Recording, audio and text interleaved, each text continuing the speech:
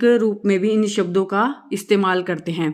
अब हम जैसे कि मैंने पहले आपको व्यंजन करवाते समय कुछ संयुक्त व्यंजनों के बारे में बताया था, तो अब मैं इस प्रकार आपको बताऊंगी कि उन संयुक्त व्यंजनों का निर्माण किस प्रकार से किया गया है। जैसे सबसे पहले संयुक्त व्यंजन में था अक्ष, अक्षय अक्षत्रिय। जैसे अक्ष अक्षत्रिय, बच्चों को जब हम व्यंजन सिखाते हैं तो अक्षर से अक्षत्रिय सिखाया जाता है। अक्षर का निर्माण क के पाँव में हलंत का प्रयोग किया है। इसका मतलब होता है कि ये आधा है, आधा का, और प्लस में श शलगम, स नहीं श और क के निर्माण से अक्षर क्षत्रिय का निर्माण हुआ है। उसके पश्चात आता है त्र, जिसका निर्माण आधे तय के पाँव में हलंत लगाया गया है और उसके साथ त्र इसका निर्माण किया गया है। उसके पश्चात अज्ञ, जय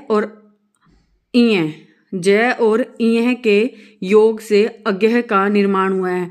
हम बच्चों को कभी कभी सिखाने के लिए, कुछ चीज़ों को आसान बनाने के लिए बच्चों को ये सिखाया जाता है कि बेटा जैसे ज की शेप है उसको घुमा दिया जाता है तो अज्ञा बन जाता है। चीज़ों को सीखना आसान हो जाता है। छोटे बच्चों के लिए चीज़ें सीखनी उस प्रकार से आसान हो जाती है, लेकिन जब हम इसको संयुक्त होने का एक कारण जानते हैं, जब हमें पता चलता है कि इसका निर्माण ज और इह से मिलकर किया गया है, जिससे ये अज्ञ बना है। उसके बाद आता है श्र मीन्स श्रमिक।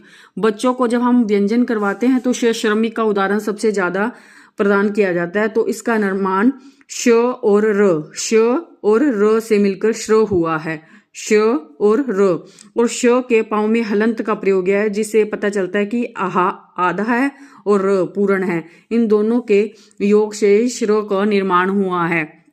उसके पश्चात हमारे पास कुछ द्विगुण व्यंजन आए थे। उनके उदाहरण के द्वारा मैं आपको यह समझाने का प्रयास करूंगी कि उन द्विगुण व्यंजन में और जो ट वर्ग में इस्तेमाल किए गए ड और ढ थे, उन दोनों में किस प्रकार अंतर है।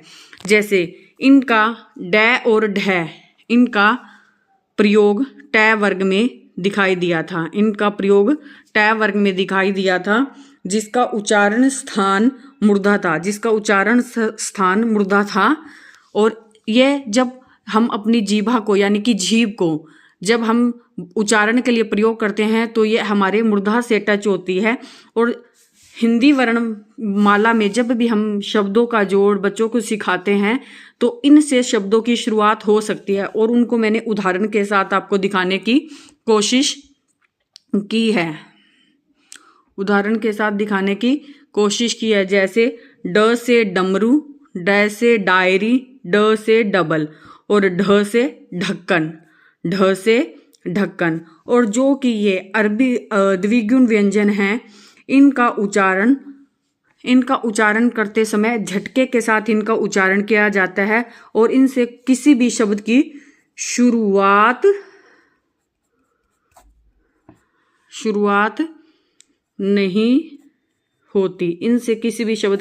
नहीं होती है। इनका या तो इस्तेमाल बीच में या अंतिम रूप में किया जाता है। जैसे पहाड़, क्योंकि इसका बोलते समय एक झटके के साथ बोला जाता है पहाड़। लड़ाई, पढ़ना, ककड़ी, अनपढ़, चढ़ना। इनमें आपने एक चीज देखी होगी कि यहाँ इसका अंतिम रूप से, बीच में, अंतिम रूप से, अंतिम रूप से या बीच में इस्तेमाल हुआ। इनसे किसी भी शब्द की शुरुआत नहीं होती है। उसके पश्चात हमने व्यंजन करते समय देखा था कि कुछ व्यंजन हमारे आगत व्यंजन होते हैं, जिनका हमने अरबी और फारसी से लिया है और इनका हमारी हिंदी वर्णमाला में प्रयोग किया जाता है।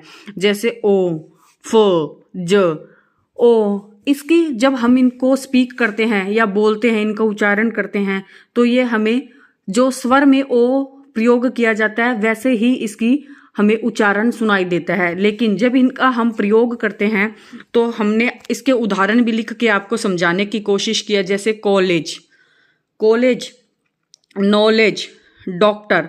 जब इनको हम उच्चारण करते हैं, आवाज तो इसमें से ओ की आती है, लेकिन इसमें ओ ओखली वाला इस्तेमाल नहीं होता, इसमें ये ओ जो आगत व्यंजन है उसका इस्तेमाल किया जाता है। और उसी प्रकार से हमने फ और जय के भी उदाहरण दिखाए हैं। जमीन, कागज, फकीर, लिफाफा, इन शब्दों को हमने अपने आपको उदाहरण के रूप में दिखाया है कि हमने जो आगत व्यंजन थे उनका किस प्रकार हमारी हिंदी वर्णमाला में इन व्यंजनों की सहायता से शब्दों का निर्माण किया गया है, जिनका हम अपने दैनिक जीवन में भी इस्तेमाल करते हैं। मैं अपनी वीडियो में कोशिश कर रही हूँ कि आपको हर छोटी से छोटी चीज़ को समझा सकूँ, और अगर आपको फिर भी ऐसा लगे कि कोई ऐसी चीज़ है जो और भी समझाने की ज़रूरत, तो आप मुझे प्लीज़ कमेंट करके ज़रूर बताएं, ताकि मैं उसको और अच्छे से एक्सप्लेन करूं, ताकि आपको हर एक पहलू या हर एक बात अच्छे से समझ में आए, आपका एक ही वीडियो में सारे डाउट क्लियर हो जाए। इससे रिलेटेड मैंने कुछ आगे भी, जिनको हम ऊष्म व्यंजन कहते हैं, उसका भी उदाहरण के द्वारा आपको दिखाने की कोशिश की गई है। जैसे कि आपको श, स और स, इनमें हमें हमेशा कन्फ्यूजन रहती है। बच्चों में भी ये देखा जाता है कि इनका उच्चारण कैसे किया जाता है।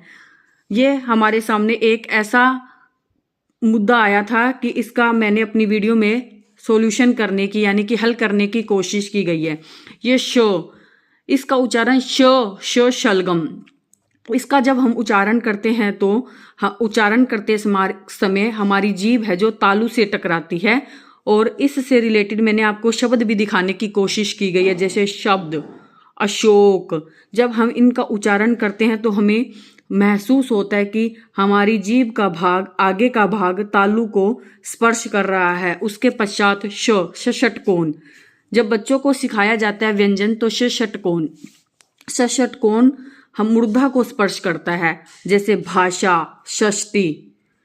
मैं आपको उदाहरण के द्वारा समझाना चाह रही हूँ ताकि हर एक पहलू को आप अच्छे से समझ सके। आपको इस वीडियो को देखने के पश्चात किसी भी प्रकार की कोई भी वर्णमाला से संबंधित समस्या आपके सामने ना आए। जब आप स का उच्चारण करते हैं तो जीभ का आगे का भाग दंत को, यानी कि दांतों को स्पर्श करता है, जैसे समय, संदेश। जब हम इनसे रिलेटेड और भी बहुत सारे ऐसे शब्द हैं, लेकिन उससे क्या होता है वीडियो और भी लंबी बन जाती, इसलिए मैं एक ही वीडियो में ज़्यादा से ज़्यादा चीज़ों को समझाने की कोशिश कर रही हूँ, ताकि आपको किसी भी प्रकार का कोई भी डाउट ना रहे। अगर फिर भी आपको लगता है कि किसी भी प्रकार की कोई ऐसी चीज़ है जो मैं आपको अच्छे से क्लियर नहीं कर पाई, तो आप मुझे कृपा करके कमेंट करें और ज़्यादा से ज़्यादा वीडियो को लाइक करें, ताकि मेरा हौसला बढ़े और मैं और अच्छे से अच्छे वीडियो बना के आपको नॉलेज को और साथ साथ में मेरी नॉलेज को भी बढ़ावा दे सकूं। अगर आपको मेरी वीडियो अच्छी लगती है तो प्लीज़ लाइक करें, कमेंट करें और ज़्यादा से ज़्यादा मुझे सपोर्ट करें। Thank you.